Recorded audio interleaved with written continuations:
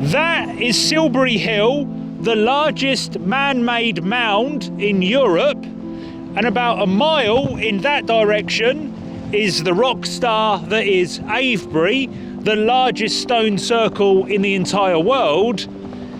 But they can have their own videos another time. For today, we are basking in the Neolithic splendour that is West Kennet Long Barrow. So what is a long barrow anyway?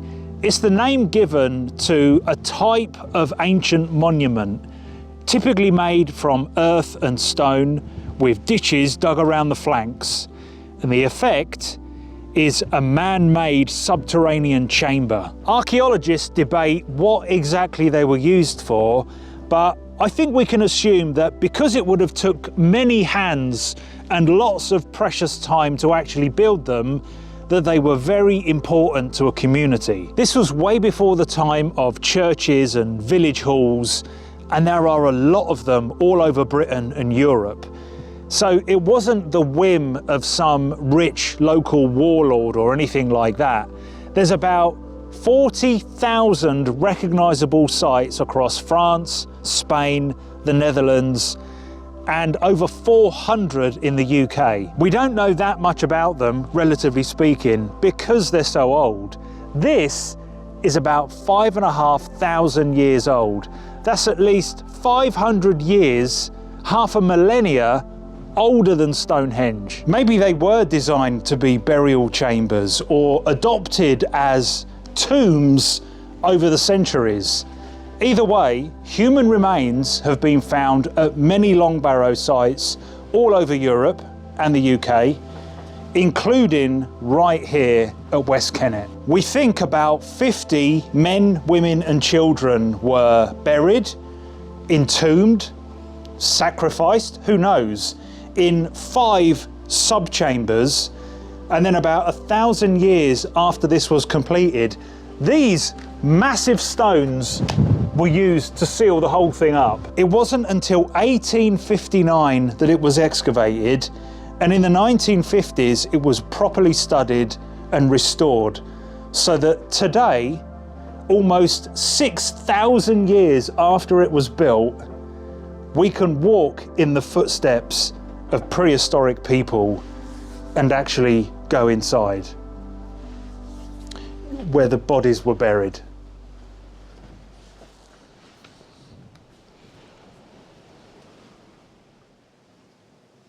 Do we need to go in? Yes.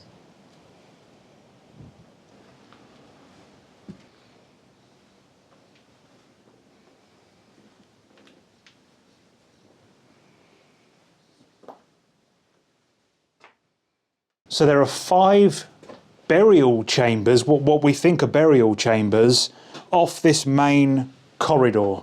So the long barrow itself, the whole thing is about 100 metres long, but the stone chamber itself is 12 metres to the back there. Should we go to the back first? And it opens up into this little room. There's little sparkly bits in there. They're probably diamonds, gold. Don't listen to me. I did read somewhere that modern pagans do come here and perform little rituals and attempt to go on vision quests or something like that. So there's always little offerings to some sort of god, deity. Someone's left a little poem there, which I don't think we should read. I think it's kind of private. We'll leave that. But let's go in the burial chambers, the actual chambers. Yeah. And as far as burial chambers go, this is one of the best ones. This is the only one I've ever been in, but I like it. Let's go in another one. This one's bigger. Better, maybe? I mean, it's got a cool rock. So there are 4, so maybe the big one at the back counts as a chamber, right? Yeah, you've got 2 on each side. So this is the first one you come in. You can actually stand up in this one. So I guess the whole thing slowly slopes down. Although we could stand at the back, couldn't we? Yeah. So it kind of dips down in the middle there. The size of these. Look at that. It's bigger than me. There's a bit of a sack there. Probably a body. Probably just there. Look at this. Amazing. Of course, there's some spooky folklore attached to this place. Apparently, local farmers have reported seeing a man dressed in white robes, accompanied by a white dog with red ears. Or was that a red man dressed in white robes with a red dog with white ears? Or a white man with dog ears? I can't remember now. Anyway, apparently he mysteriously appears on the evening of the summer solstice. Of course he does. And there are reports of invisible hands pulling people back into the burial chamber. And it's just sitting here, minding its own business in the Wiltshire countryside. West Kennet Long Barrow may not be the largest of its type, not quite, and believe it or not, it's not even the oldest of its type, also not quite.